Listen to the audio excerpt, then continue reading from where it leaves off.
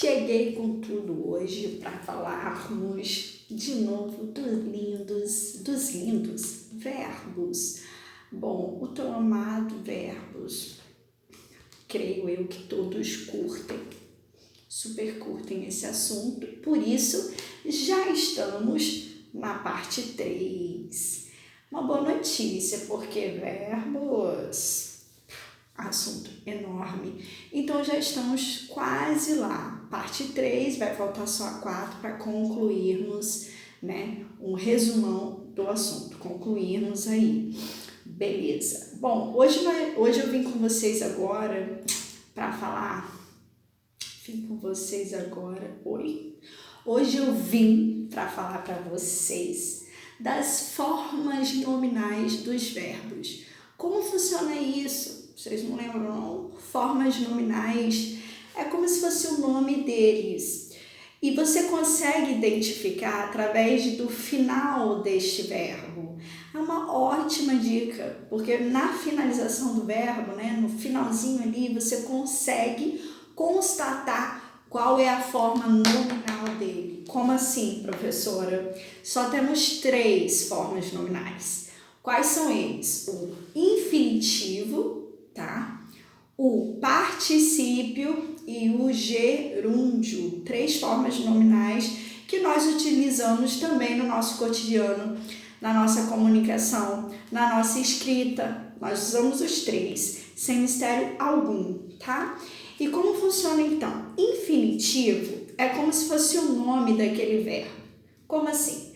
O nome dele, ou seja, ele ainda não foi conjugado, tá?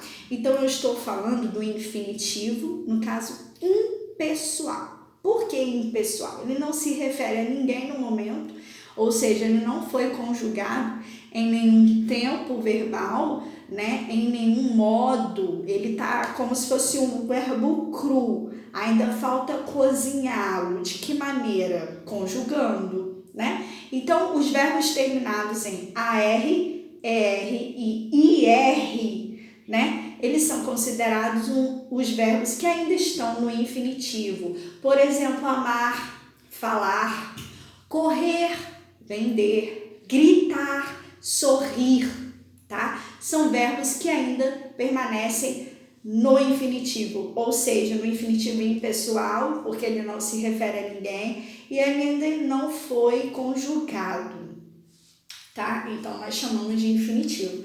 Temos o infinitivo pessoal. O infinitivo pessoal, ele já foi conjugado, ele pode ter sido conjugado no presente do indicativo.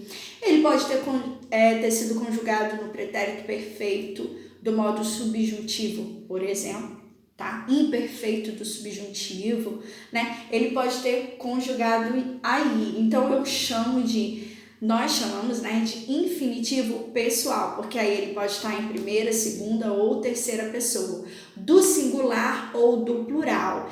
Tem um exemplo aqui que eu vou colocar na tela para vocês. Por exemplo, um infinitivo pessoal. Já é tempo de termos sentimentos bons vindo de todo mundo, tá? Então, já é tempo de termos. A palavra termos é um verbo, tá? Ele é infinitivo pessoal, porque ele foi conjugado, ou seja, está na segunda pessoa do plural, nós, né? Termos. Então, aí, ele é considerado no infinitivo pessoal. E se a gente jogasse como é a forma nominal dele, né? Seria do verbo ter, por isso termos, né? No caso deste exemplo aí. Beleza, um exemplo do infinitivo impessoal, vou colocar aqui também, olha só. É preciso cuidar dos animais, tá? Então, é preciso cuidar. Cuidar é um verbo, está na forma nominal dele, infinitivo, impessoal, porque ele ainda não foi conjugado em tempo, em modo nenhum, ok? Temos um outro exemplo, vou colocar aqui. É preciso amar as pessoas como se não houvesse amanhã. Top. Música, né? Uma letra. Bom, é preciso amar. Amar também ainda não foi conjugado, portanto, está no infinitivo impessoal. Muito bem, só temos esses dois infinitivos na verdade, né? Agora vamos falar do particípio. Particípio, gente, é tranquilo. São os verbos terminados em ado, ado ou ido, tá? Já ouviram falar assim, ado, cada um no seu quadrado? Lembra do particípio? Então, todos os verbos que são terminados em ado ou ido, ele está na forma nominal particípio, então não tem erro, é só verificar a finalização daquele verbo. Então, por exemplo, particípio. Tenho amado a vida, tenho amado, ado, cada um no seu quadrado, lembra disso? Particípio. Tenho sido amada pela minha família, tenho sido, ido, né? Particípio também, tá? Então, verbos terminados em ado e ido são particípios, tá? O particípio nós utilizamos demais, usamos bastante a forma nominal particípio. Se liguem. Bom, o gerúndio é aquele terminado em NDO. Coloquem aí para mim gerúndio. Essa palavra gerúndio já me dá uma característica aí na própria palavra, um indicativo para eu poder não esquecer de como é o gerúndio. Por exemplo, gerúndio, NDO, olha a palavra, NDO. Exatamente, para ser gerúndio, os verbos têm que terminar em NDO, igual na palavra aí, Beleza? Isso é um macetinho para você não esquecer o gerúndio, tá? E o gerúndio funciona da seguinte maneira, vou colocar um exemplo aqui de gerúndio. Estou sentindo fortes emoções. Sentindo, NDO. Então, gerúndio. Devemos viver amando ao próximo. Amando, NDO também, gerúndio. Então, amando, sentindo, ambas palavras terminam em NDO. Então, forma nominal, gerúndio. Bom, são essas três formas que eu acabei de falar. Eu acho que não tem erro, não tem dificuldade alguma nelas. É só lembrar realmente a finalização daqueles verbos. Nós utilizamos demais, então não tem mistério nenhum. Usamos no nosso cotidiano, né? Então, o tempo todo nós estamos usando as formas nominais desses verbos. Então, além dos tempos verbais que eu falei na aula passada, na aula 2, né? Além dos tempos, né? Além dos modos, nós temos também a forma nominal dos verbos, que são as formas que eu acabei de colocar, essas três, tá bom? Finalizando essa parte, para poder entendermos, né, agora dos tempos compostos, tá? Então, utilizamos as formas nominais justamente para a gente entender como funcionam os tempos compostos, beleza?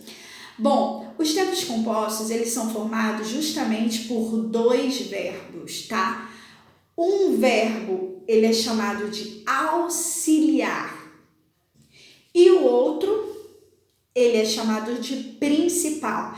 Então, eu preciso dos dois juntos, o auxiliar e o principal, para fazerem o tempo composto, tá?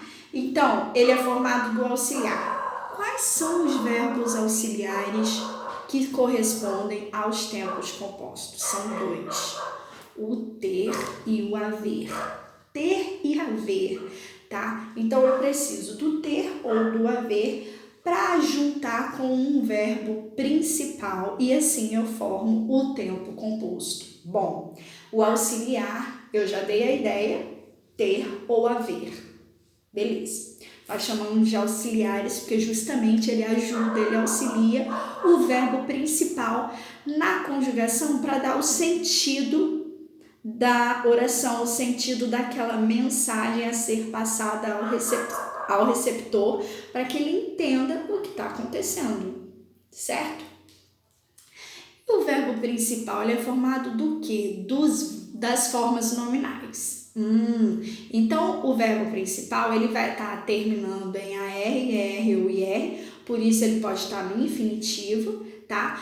Ele pode estar no particípio, terminado em ADO ou IDO, ou ele também pode estar no gerúndio NDO.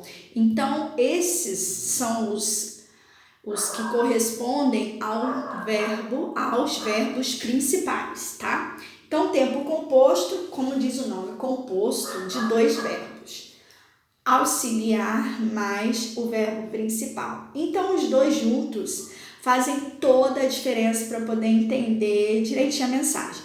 Vou dar um exemplo aqui. Por exemplo, tenho amado as nossas aulas virtuais. Muito bem, real. Tenho amado as nossas aulas virtuais porque eu estou recebendo muitas perguntas pelo WhatsApp, perguntas por redes sociais também, referente aos assuntos que eu estou colocando para vocês aí. Isso é muito gratificante, estou adorando de fato.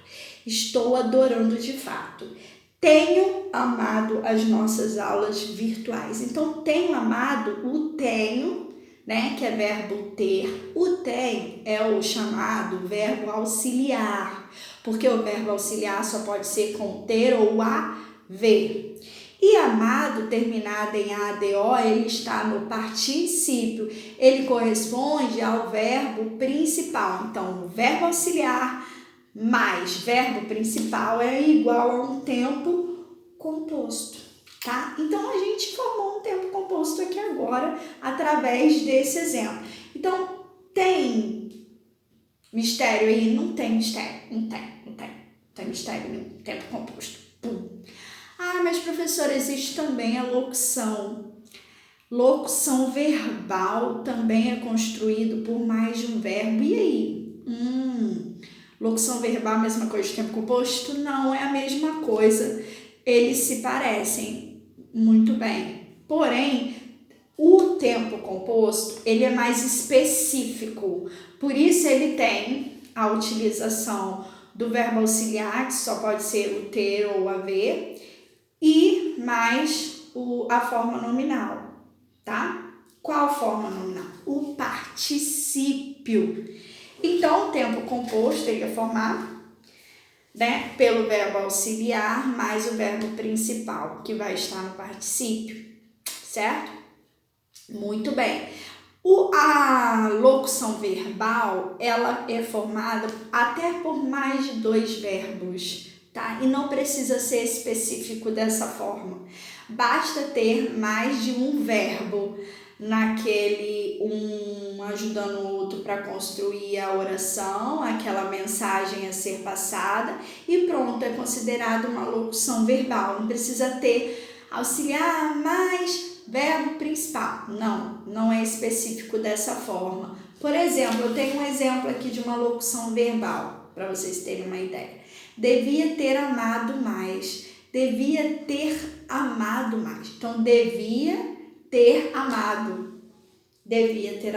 Uma locução verbal, temos aí 3 verbos, inclusive, o devia, o ter e o amado, tá? Então, ele é um pouco diferente do tempo composto, mas ele também é feito por mais de um verbo, tá? Então, assim, não temos mistério nesse tipo de assunto. Então, para a gente entender os tempos compostos, como eles funcionam, a gente precisa entender das formas nominais, como eu falei para vocês no início da aula. E é só isso, não tem mistério. Tá? Nós ficamos hoje com a aula 3, que era essa dica que eu queria passar para vocês, tá? Na próxima aula nós vamos finalizar esse conteúdo, verbos, essa classe gramatical, verbos, que é fundamental na nossa língua portuguesa. E finalizamos